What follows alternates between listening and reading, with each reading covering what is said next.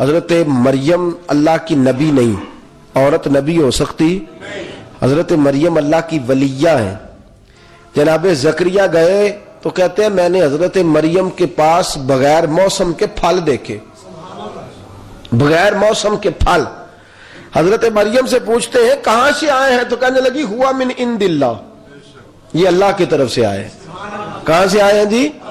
اللہ کی طرف سے، اللہ نے دیے، اور رب چاہے تو بغیر موسم کے پھل دے سکتا ہے۔ حضرت زکریا دعا کرنے لگے، کہنے لگے یا اللہ میں بھی بوڑھا ہو گیا ہوں، اگر مریم کو بغیر موسم کے پھل مل سکتے ہیں تو مجھے بھی بے وقت کی اولاد مل سکتی ہے۔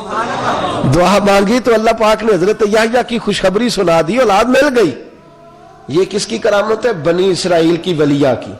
کس کی؟ اور جب حضور غوث اعظم جیلانی کی بات آئے، جب نبی پاک صلی اللہ علیہ وسلم کی امت کی ولایت کی بات آئے تو المستنجد باللہ بادشاہ تھا، کہتا مجھے غوث پاک کے مرید کہتے تھے ہمارا پیر بڑی شان والا ہے، بڑی شان والا ہے۔ تو میں نے کہا میں تو دیکھوں گا تو پرکھوں گا نا، پرکھوں گا تو مانوں گا۔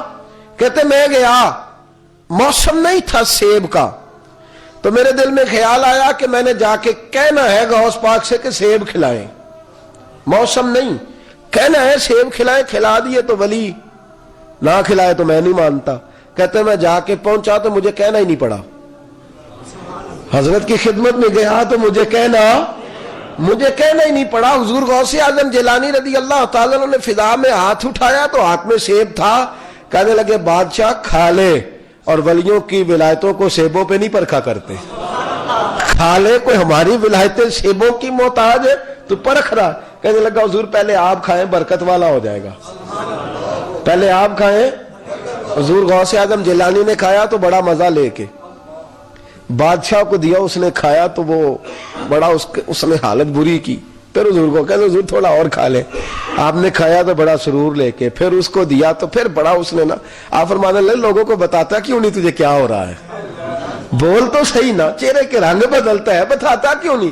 کہنے لگا حضور آپ کھاتے ہیں تو میٹھا ہو جاتا ہے، میں پکڑتا ہوں تو کڑوا ہو جاتا ہے۔ آپ فرمانے لگے میرے ہاتھ اس کے فرما بردار کے ہیں، سیب وہی ہے، جب ظالم کے ہاتھ لگتے ہیں تو کڑوا ہو جاتا ہے۔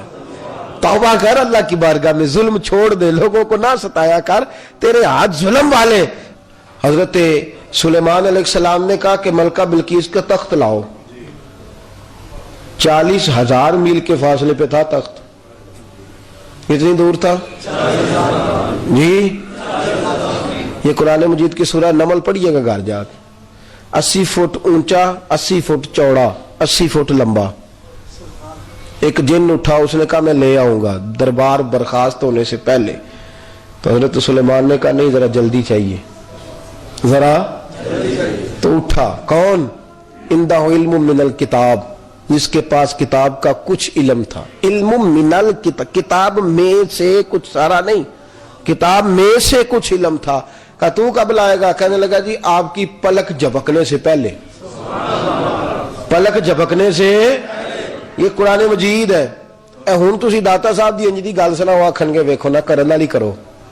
حضرت سلیمان علیہ السلام کی امتی کی بات ماننے کو کیسا یار ماجرا ہے، یہاں باس ہو تکرار کرنا، یہاں تو کیوں نہیں کرتا؟ حضرت آصف بن برقیہ نے کہا جی پلک جھپکنے سے پہلے آ جائے گا، جب کہا آ جائے گا تو پلک جھپکنے تک نہیں، پلک جھپکنے سے، پلک جھپکنے سے بھی پہلے، جب کہا آ جائے گا تو لوگ کہتے ہیں وہ آ بھی گیا۔ جب آیا تو حضرت سلیمان نے پوچھا یہ کیا؟ کہنے لگے ھذا من فضل ربی، یہ میرے رب کا میرا فضل ہے۔ اور ادھر اللہ فرماتے ہیں وبشر المؤمنین بان لهم من اللہ فضلا کبیرا، فرمایا جس پر صرف فضل ہے اس کا یہ حال ہے، مصطفیٰ کے غلاموں پر تو فضل کبیر ہے۔ حضور غوث اعظم جیلانی رضی اللہ تعالیٰ عنہ کے مرید تھے کچھ تاجر، وہ جانے لگے دریا کے پار تجارت کرنے، جاگ رہے نا آپ لوگ، دریا کے پار تجارت کرنے جانے لگے تو غوث اعظم سے کہنے لگے حضور سنا ہے طوفان آ جاتا ہے۔ آپ فرمانے لگے ایک وعدہ تم کر لو ایک میں کر لیتا ہوں۔ کہ جی وہ کیا؟ فرمانے لگے بددیانتی نہ کرنا، تجارت میں بددیانتی نہ کرنا، لوٹ مار نہ کرنا، یہ وعدہ تم کر لو اور انشاءاللہ تم حفاظت سے واپس آؤ گے، یہ وعدہ میں کر لیتا ہوں۔ کہ حضور وہاں جاتا ہی کوئی نہیں، سنا ہے جو جاتا ہے دریا بڑا خوف فرمایا تم جاؤ نہ وعدہ اپنے وعدے پہ. تاجر کہتے ہیں ہم گئے تجارت کی. ادھر شاگرد کہتے ہیں کہ حضرت کی بارگاہ میں حاضر تھے, حضرت خطاب فرما رہے تھے. باتیں کرتے کرتے اچانک یوں ہاتھ حضرت نے آگے کیا. بھئی حضرت آصف بن برقیہ غائب ہوئے تھے کہ وہیں رہے تھے؟ اور جو تخت لائے تھے وہ میں نے کہا کہ 80 فٹ چوڑا 80 فٹ لمبا, اور کچھ نے لکھا ہے 80 من اس کا وزن تھا. وہ گئے بھی نہیں اور تخت آیا کہ نہیں آیا؟ آ بھی گیا. حضور غوث اعظم جیلانی کے شاگرد کہتے ہیں, مرید کہتے ہیں, بیٹھے تھے بات سن رہے تھے, واز ہو رہا تھا. حضرت نصائح فرما رہے تھے, ہمارے دلوں کو دھو رہے تھے. کہتے ہیں باتیں کرتے کرتے اچانک سیدھا ہاتھ بڑھایا اور ہم نے دیکھا کہ حضرت کا سارا ہاتھ پانی میں بھیگ گیا. پانی میں ہاتھ بھیگ گیا. حضور غوث پاک جیلانی کا خدا کے فضل سے ہم پر ہے سایہ غوث اعظم کا, اور ہمیں دونوں جہاں میں ہے سہارا غوث اعظم. کہتے ہیں سارا ہاتھ پانی میں بھیگ گیا. ہم نے کہا حضور کیا ہوا؟ فرمانے لگے چپ کرو, دھیان سے سبق پڑھو. تمہارے والی بات نہیں, دھیان سے سبق پڑھو. جو بات کہہ رہا ہوں پر توجہ کرو. اولیاء اللہ زیادہ اپنی کرامت کا شورا پسند. اور بھئی تم چھوڑو, میں جو بات کر رہا ہوں بات. کہتے ہیں ہم نے تاریخ نوٹ کر لی, دن نوٹ کر لیا. 1-1.5 مہینے کے بعد وہ تاجر آئے, آ کے اسی طرح ہم بیٹھے تھے. کہنے لگے حضور اس دن پتہ نہیں چلا. فرمانے لگے کیا ضرورت ہے, بات ہو گئی تو کیوں چھوڑتے ہو؟ کہا حضور پتہ نہیں چلا کیسے کشتی بچ گئی. آپ فرمانے لگے رب جب فضل کرتا ہے تو پتہ چلنے ہی نہیں دیتا. بس ٹھیک ہو گیا نا, اللہ کبھی کسی کی سمجھ میں آئی ہے اس کی, چھوڑو. کہتے حضرت نے ان کو بھی چپ کرا دیا, ان کو بھی چپ کرا دیا. حضور غوث اعظم اٹھ کے گئے تو شاگرد کہنے لگے ہمیں بتاؤ تو صحیح. کہنے لگے کیا بتانا ہے, دریا میں تھے, کشتی چل رہی تھی, ہچکولے کھانے لگی, طوفان آ گیا, یکا یک دائیں بائیں آگے پیچھے سے تھپیڑے آنے لگے طوفان کے. کہتے ہمارے دلوں کے اندر خیال آیا تو ہم ایک دوسرے سے کہنے لگے کہ غوث پاک نے کہا تھا وعدہ کرو, بے ایمانی نہیں کرو گے. ہم نے تو وعدہ پورا کر دیا ہے. اب غوث اعظم کا وعدہ تھا کہ انشاءاللہ حفاظت سے آؤ گے, ہمارا تو پورا ہے.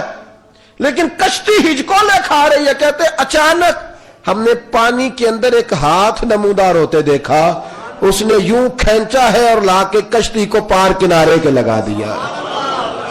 کیا کہا حضرت سلطان باہو نے؟ حضرت سلطان باہو فنا فی ذات ہاؤ, کتنا بڑا شخص ہے. حضرت سلطان باہو رحمت اللہ علیہ فرماتے ہیں بغداد شہر دی کی یہ نشانی, اچیاں لمیاں چیراں ہو, تن من میرا پرزے پرز, جی میں درزی دیاں لیراں ہوں, انہاں لیراں دی میں گل کفنی پاساں تے رنگ ساں رل ساں سنگ فقیراں ہوں. شہر بغداد دے ٹکڑے مانگ ساں تے کر ساں میراں میراں ہوں. شہر بغداد دے ٹکڑے مانگ ساں تے پھر کر ساں میں میراں میراں ہوں.